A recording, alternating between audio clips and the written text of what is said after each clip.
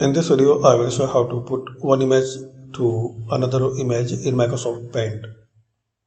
So firstly, open your first image. Firstly, open your first image.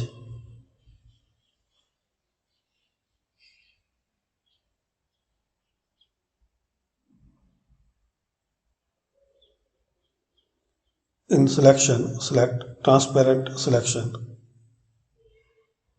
Now click here and select a rectangle. Now right click on it, then copy.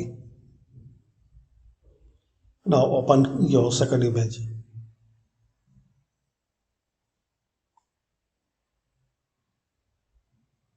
Now right click anyway, then paste. Now adjust the size.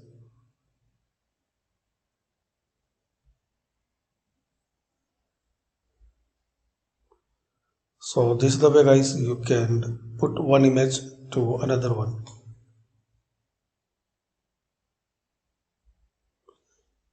Click anyway. Similarly you can